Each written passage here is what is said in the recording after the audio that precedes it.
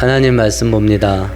신약 성경 마태복음 14장 봅니다. 22절에서 33절까지 한 절씩 교독합니다. 예수께서 즉시 제자들을 재촉하사 자기가 무리를 보내는 동안에 배를 타고 앞서 건너편으로 가게 하시고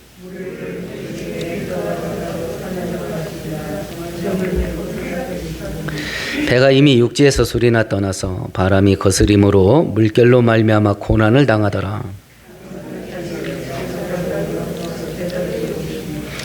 제자들이 그가 바다 위로 걸어오심을 보고 놀라 유령이라 하며 무서워하여 소리 지르거늘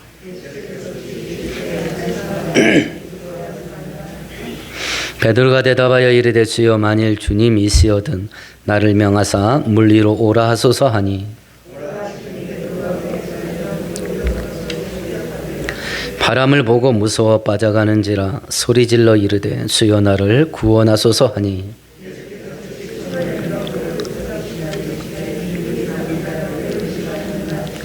배에 함께 오르매 바람이 그치는지라.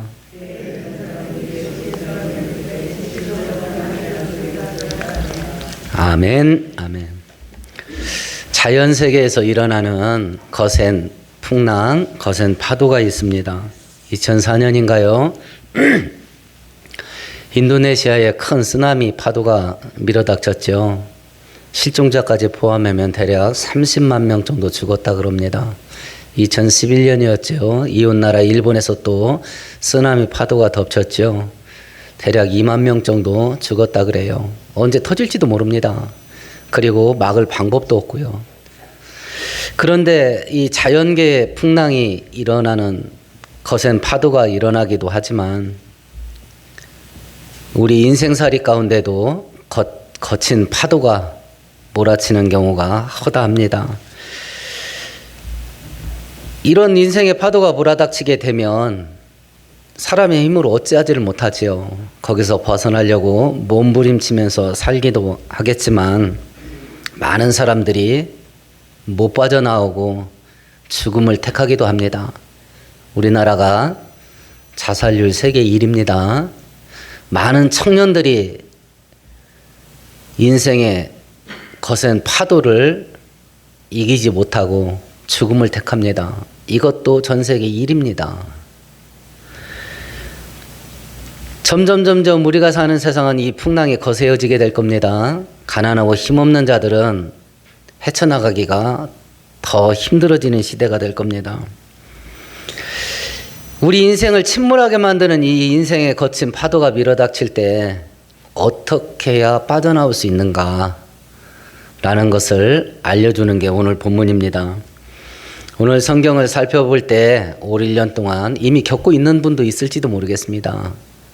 새해가 되었지만 작년에 몰아닥친 거센 파도의 후유증이 아직도 해결되지 않았고 새해가 바뀌자마자 얼마 지나지도 않았는데 벌써 새로운 파도가 몰아닥치고 있는 분이 있을지도 모르겠습니다. 어떻게 빠져나갈 수 있을까 하는 것을 바로 깨닫고 올 1년 동안 어떤 파도가 몰아닥치든지 승리하면서 사는 우리 모두 되시기를 축원드리겠습니다. 우리 주변이 번잡한 시대가 되었습니다. 하루 종일 정신없이 바쁘게 살아야 됩니다. 이런 와중 속에 우리가 거센 파도가 몰아닥치고 정신없이 살아야 되는 이런 시대 속에 어떻게 중심을 잡고 살아야 되냐 하는 것을 예수께서 보여주시는데요. 22절, 23절을 우리가 읽어볼까요? 22절, 23절입니다. 예수께서 즉시 제자들을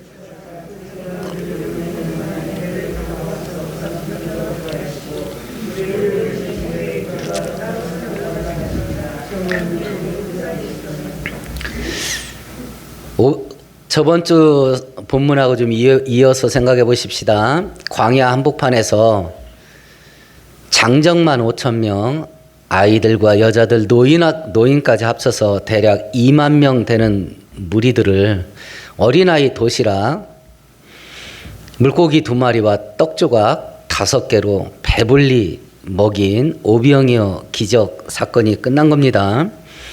그런데 예수께서 그 일이 끝나자마자 즉시로 무리들을 흩어보냈습니다. 빨리 집에 가라고. 그리고 제자들에게 그냥 배 타고 그냥 건너가 있어. 그리하시면서 당신은 기도하러 산으로 들어갔다, 이렇게 되어 있습니다. 왜 예수께서 이렇게 일 처리를 막 급작스럽게 빨리 처리를 하시는가? 똑같은 내용을 기록하고 있는 요한복음 6장에 보면 이런 구절이 있습니다.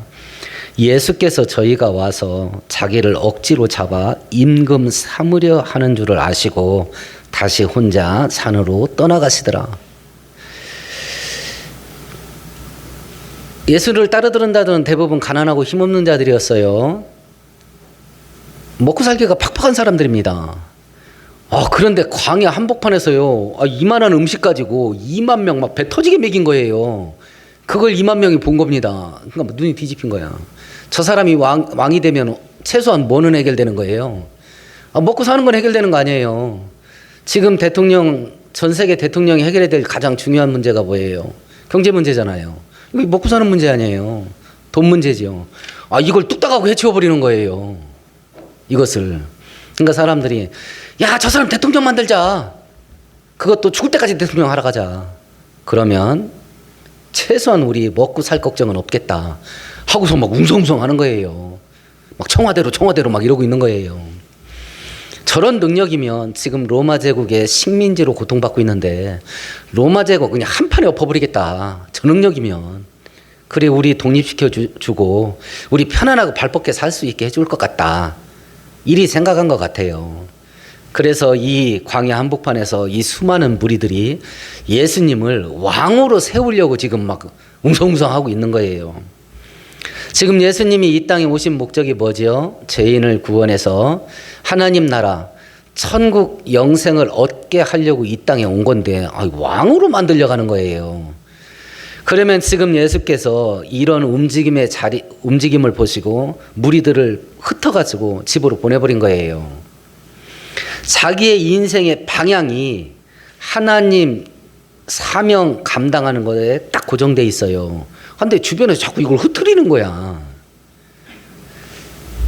그 분주하게 만드는 것들을 가지치게 하고요, 자기 사명 중심의 삶을 다시 고정시켜요.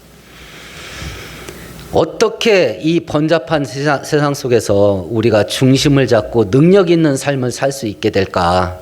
그 첫 번째 방법이요, 사명 중심으로 사는 거예요.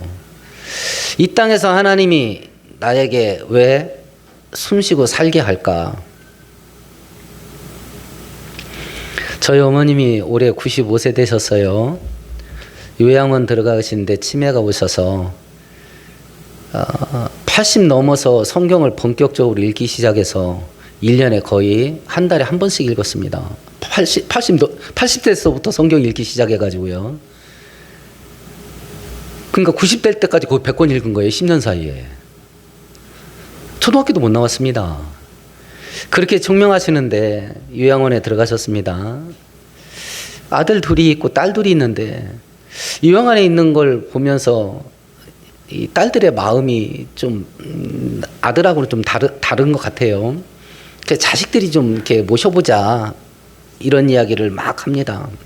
지금 우리 가족 가운데 형님 가정만 예수를 안 믿어요. 그래서 제가 그랬습니다. 각자 의견이 있는데 하나님이 우리를 이 땅에 숨쉬고 살게 할 때는 하나님의 목적이 있고 하나님의 뜻이 있어서 우리를 살려두는 걸로 안다. 거의 100세가 되셨고 자기 정신도 왔다 갔다 하는 그 어머니를 하나님이 이 땅에 남겨놓은 이유가 뭘 거라고 생각하냐. 이유가 자식된 둘이 따지지 말고 하나님의 목적만 생각해보자. 하나님의 목적만.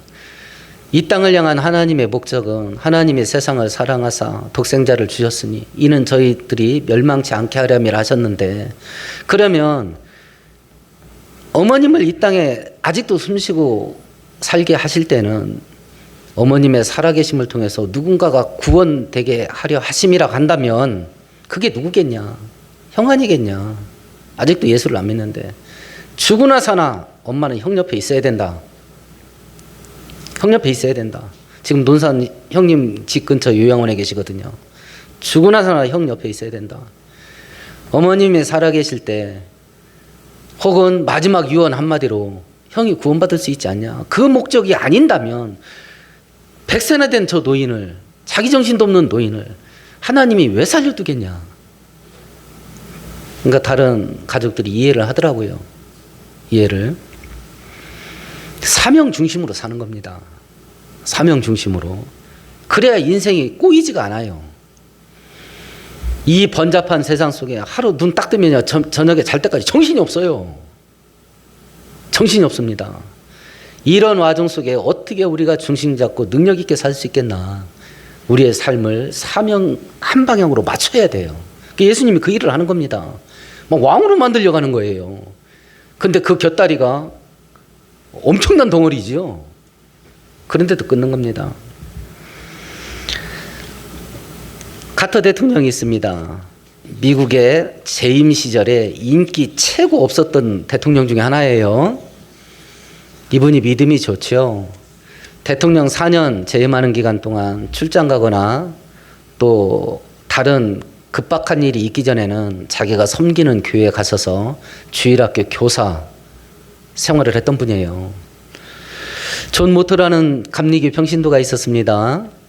1900년도 초반부에 이분이 청년 대학생들에게 세계 선교에 대한 도전을 막 불을 붙여줬어요. 이분의 사역에 은혜 받아서 수많은 청년 대학생들이 해외 선교사로 나갔습니다. 우리나라 조선 말기에 선교사로 온 선교사들의 평균 연령이 27살입니다. 이 사람 영향을 받아서 그 젊은 청년들이 우리나라 온 거예요. 그리고 평균 수명이 5년이 채 안 됩니다. 이 젊은 사람들이 와서 5년을 채 못 살았어요. 풍토병으로 다 죽었습니다. 풍토병으로. 영향력이 워낙 크다 보니까 미국의 대통령이 당시에 당신 백악관에 들어와서 국무장관 하시오. 우리식으로 하면 국무총리입니다. 국무장관 하시오 라고 했을 때 하나님이 나를 전도하는 사람 만들어 주셨는데 전도하라고 하시는데 나 그 일 하느라고 바빠서 딴 일 못합니다.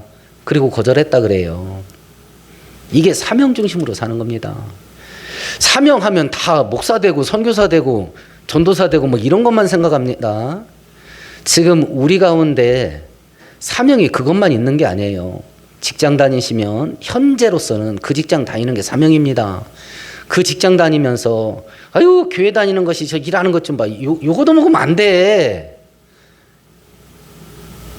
내 일 아니라도 옆에 쓰레기 잘 있으면 그냥 치워줘요 좀. 그래서 그 직장 속에서 그래도 교회 다니는 사람이 낫다. 이 소리 나오게 하는 게 사명이요. 이 소리 나오게 하는 게. 사업하세요. 현재로서는 그 사업하는 게 사명입니다. 기도하세요. 11조 1억 이상씩 하는 사업가 되게 해달라고 기도하세요.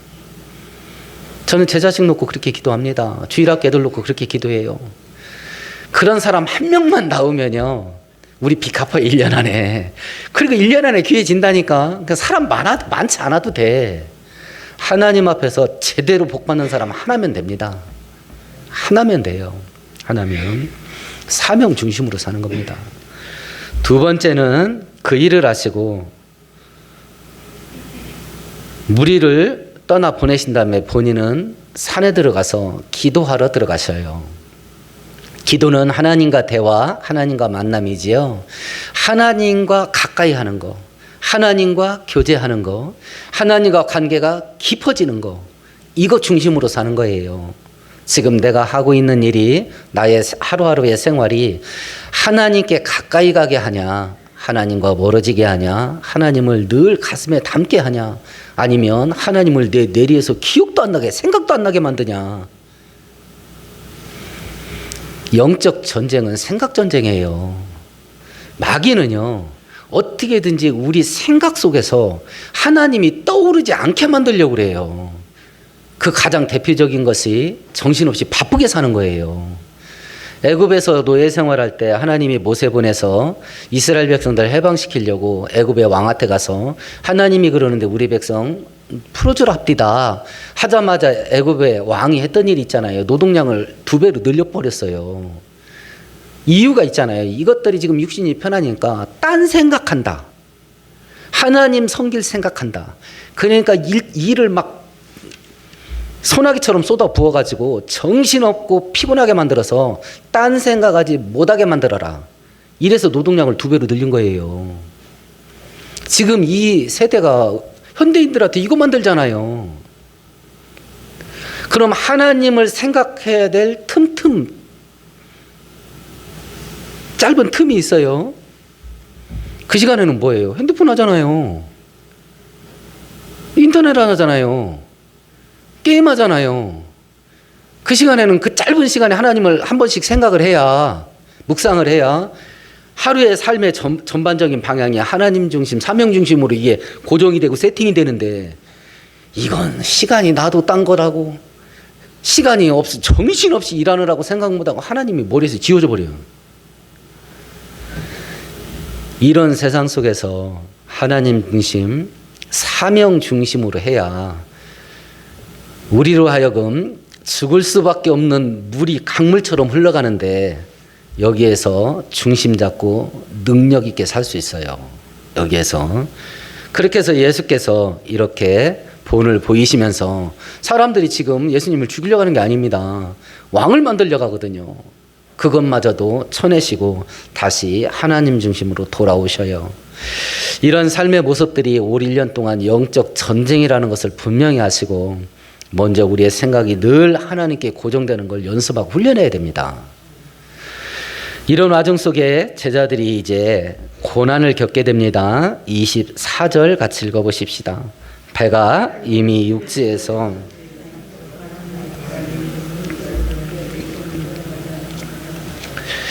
먼저 출발시킨 제자들이 갈릴리 호수 한가운데서 큰 풍랑을 만났습니다. 고난을 당하게 됐다, 이렇게 되어 있습니다. 어디에서 풍랑을 당하는가? 바다 한가운데서 당합니다. 우리 한글 성경은 수리나 떠나서, 심리가 4km쯤 됩니다. 그러니까 대략 뭐 한 4km, 3km 이 여간 떨어진 것 같아요. 갈릴리 바다 원문은 바다 한가운데입니다. 그러니까 도망갈 데가 없어. 바다 한가운데서 이 풍랑을 만난 거예요. 피할 방법도 없고, 그러니까 죽을 수밖에 없는 거예요. 그러니까 제자들이 고난을 당하더라, 이렇게 되어 있는 건데요. 그런데 이 바람이 어떻게 부냐면 맞바람 분답니다. 뒷바람이 불면 더 빨리 갈 수 있지요. 풍랑은 우리를 도와주질 않습니다. 뒷바람에서 풍랑 부는 경우가 거의 없어요. 맞바람 칩니다. 그래서 전진하지 못하게 만드는 게 아니라 뒤로 후퇴하게 만들어요. 돈을 조금씩 벌어갑니다. 이게 막 이자율이 높고 막 복리로 굴러가서 이 푼돈이 막 눈덩이처럼 불어나도 부족한 판인데, 뭐만 하면 사고 터져서 있는 돈 톡 털어져. 뭐 조금 하려고 하면 망해. 이게 전진하는 게 아니라 뒤로 내 인생을 계속 후퇴시키는 이런 바람이 불어닥친 겁니다. 그 바다 한가운데서 제자들은 이제 점점 죽어가는 겁니다. 이랬을 때 예수께서 무엇을 하냐라고 하는 겁니다. 27절 같이 읽어볼까요?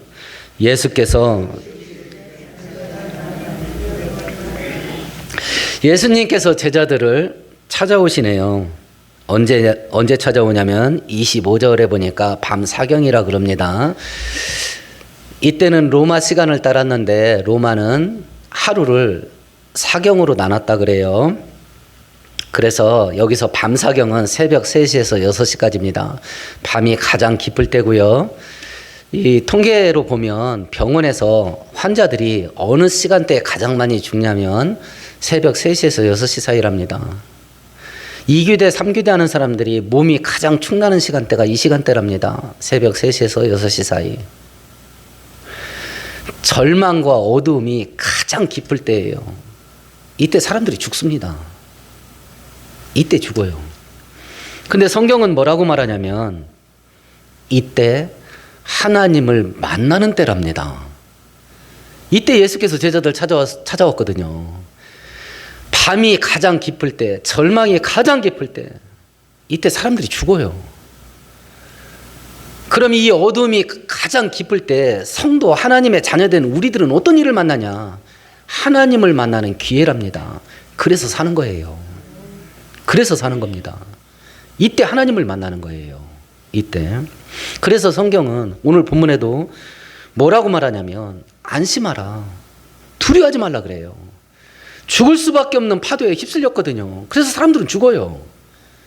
근데 하나님께서는 하나님 만나면 살 길이 열리는 걸 하나님은 아시기에 우리 보고 겁내지 말라 그래요. 니네 안 죽는다고.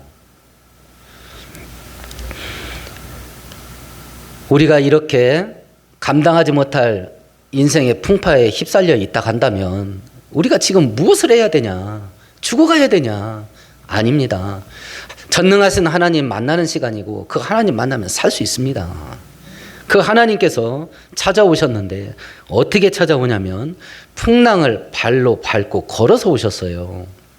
그러면 세상이 쪼개지는 일이 생겼다 하십시다. 그 세상이 쪼개지는 그 엄청난 일이 어디에서 벌어지냐? 하나님 발 밑에서 벌어져요. 그래서 아무것도 아니에요. 그래서 아무것도 아닙니다. 어떤 일이 벌어지든지 하나님 전능하신 발 밑에서 벌어져요. 그래서 아무것도 아니에요. 이걸 믿는 자는 두려움의 포로가 되지 않는 거지요. 이것을 보고 베드로가 믿음의 승리와 믿음의 실패를 한 자리에서 동시에 겪어요. 예수님이 걸어오는 걸 보았습니다. 이때 베드로가 뭐라고 말하냐면 28절과 29절을 같이 읽읍시다. 베드로가 대답하여 이르되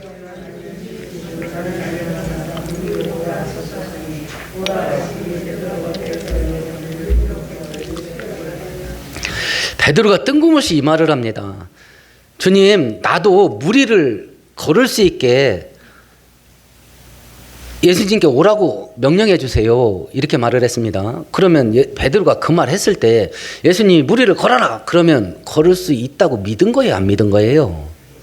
믿은 거죠.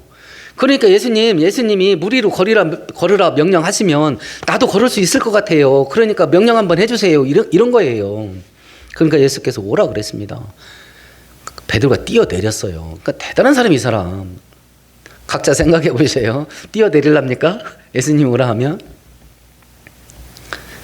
어떤 사람이 산 등산을 하고 밤에 길을 잃어버렸어요. 헤매다가 절벽에서 떨어졌습니다.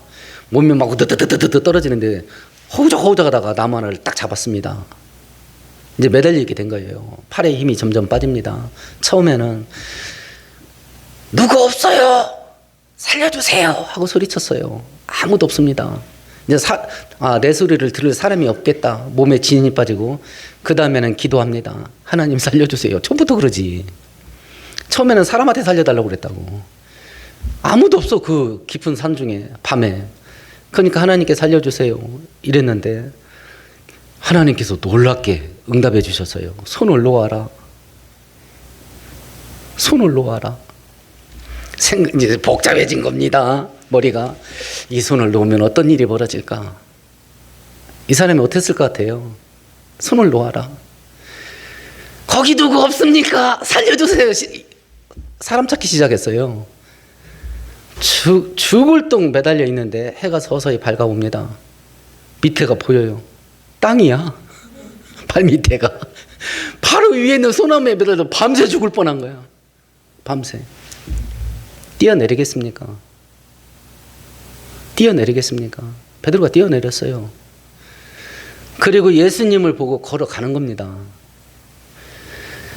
이제 서두로 설교 첫 번째 단계로 넘어가 보십시다.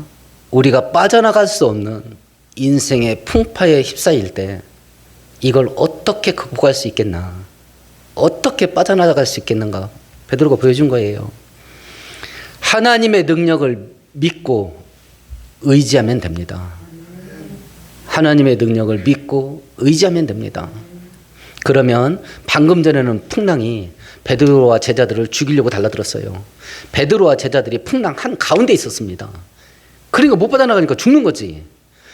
그런데 전능하신 하나님 믿고 의지할 때에 베드로를 죽이려고 했던 풍랑이 어디로 가냐면 베드로 발 밑으로 들어가요.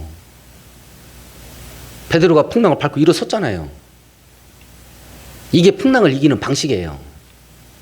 이것이.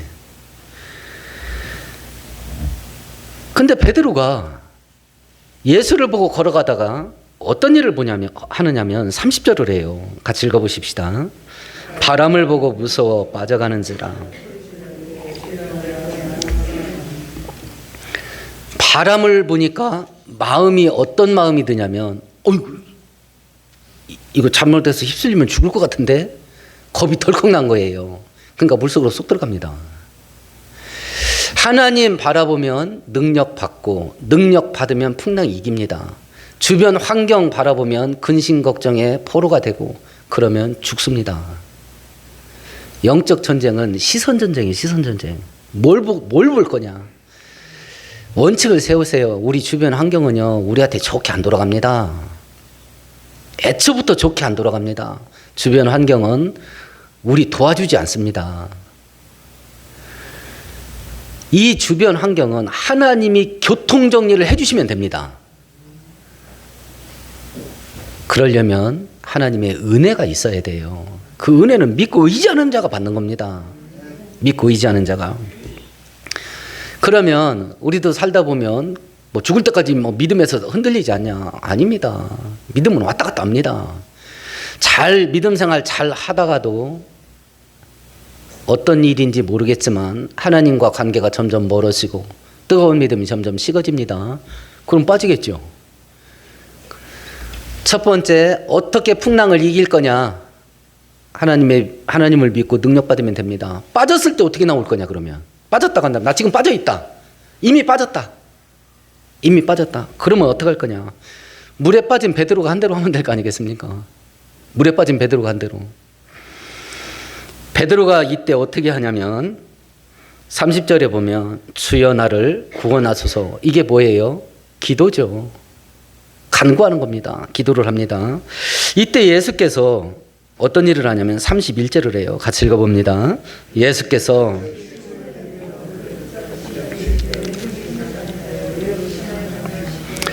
베드로가 주여 나를 구원하소서 원문 성경에 보면 한 번 한 걸로 돼 있어요.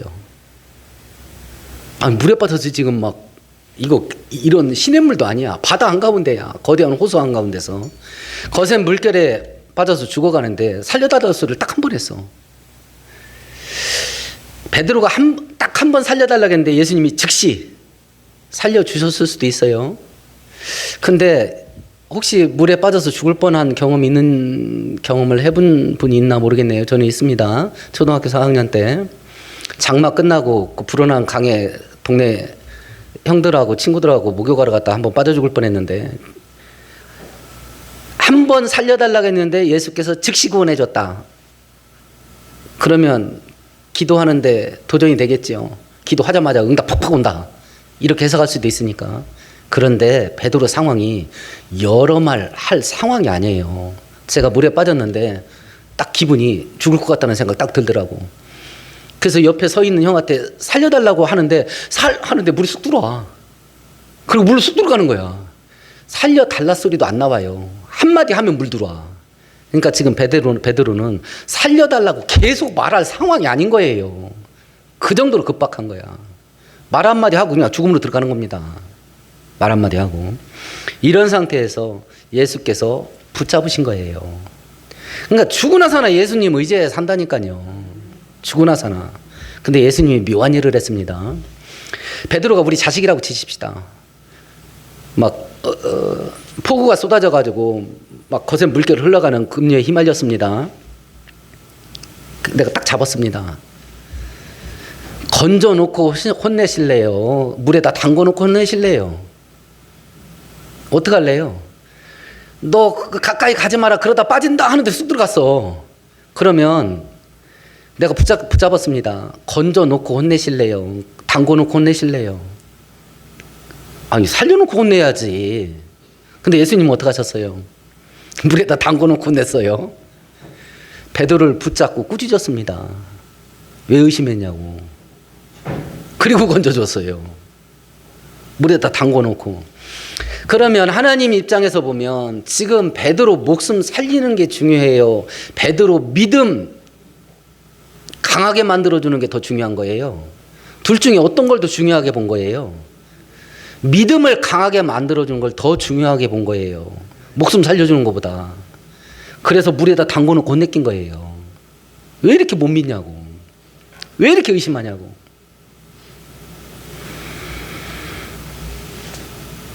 그러면 우리가 하나님을 믿되 어떻게 믿어야 되냐? 첫 번째는 절대적으로 믿어야 됩니다. 의심이 없어야 돼. 두 번째는 하다 말다 하면 안 돼. 끝까지 믿어야 됩니다. 왜 그래야 되냐? 예수를 믿으면, 하나님을 신실하게 믿으면 하나님의 능력에 올라탈 수 있어요. 그럼 풍랑 밟고 일어설 수 있습니다. 하나님의 능력을 의심 없이 믿으면 기도하게 되고, 기도하면 하늘의 문이 열려요. 그래서 믿어야 돼요. 그래서 올 1년 시작했습니다. 많은 생각들이 있겠죠. 올 1년 어떤 일이 있을 건가? 내 인생, 내 가정, 내 자식들한테 어떤 일이 있을 건가? 어떤 게 예측이 되세요? 오늘 성경은 뭐 하라고 말하는 것 같아요? 어차피 올 1년 동안 세계 정세 돌아가는 거나 우리나라 돌아가는 정세나 편한 일 생길 일은 없습니다. 좋은 일 생길 일 없어요. 가능성이 없어요. 그러면 어떤 예측들을 하세요? 빠져 죽을 것 같다, 그런 예측을 하시나요? 그럼 어떻게 하면 예상되는 그 수많은 인생의 풍파를 내가 올 1년 동안 이걸 헤쳐나가고 승리하면서 살 수 있겠나? 하나님이 도와주시면 됩니다. 복잡할 거 없습니다. 하나님이 은혜 주시면 됩니다. 우리 한번 외쳐볼까요? 하나님이 은혜 주시면 기적이 일어난다. 하나님이 은혜 주시면 기적이 일어난다. 그래서 우리는 삽니다. 오늘 말씀 생각하시면서 우리 함께 통성으로 기도하십시다.